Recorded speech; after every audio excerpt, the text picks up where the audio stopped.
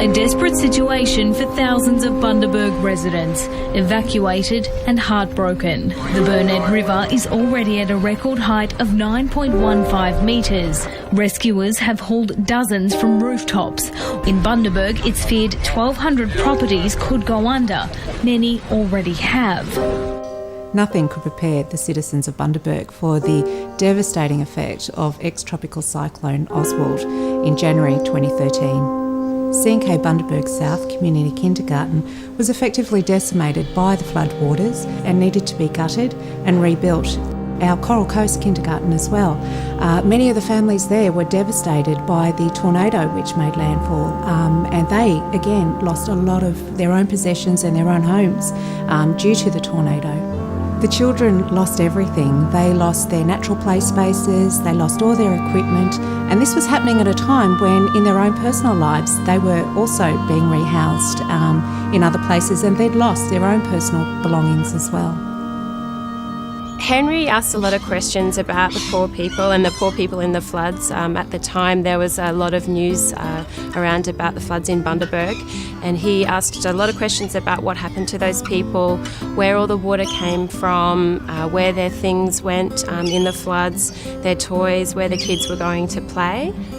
I think the water, when it rains, I think it puts down too much water and it ends up in the wrong place. We start to set up the shop, our little shop, because we have a veggie garden down here, so all the children they're really involved and really engaged. We come and pick up lots of herbs and vegetables and put in the pods, set up the shop.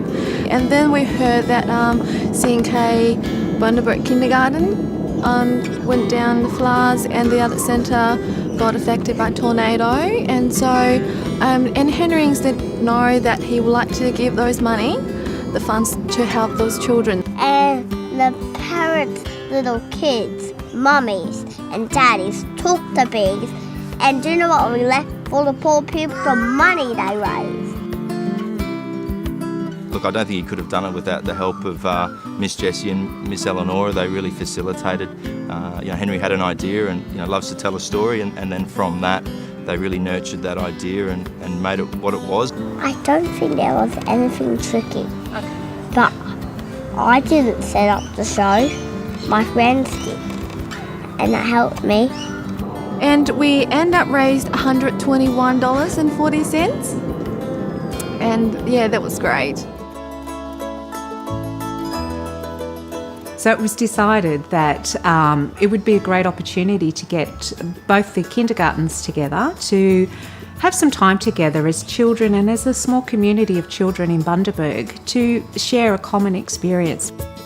Without him raising the money, we wouldn't have had the funds, or those families wouldn't have had the funds to make that excursion actually happen in the first place. And he reminds us just how great and powerful the sense of community is, and how nature can, whilst devastating, can also be used in a really powerful way, in a positive thing as well, to actually support. It's a really great project, and I think because it all comes from Henry's big heart, a good wish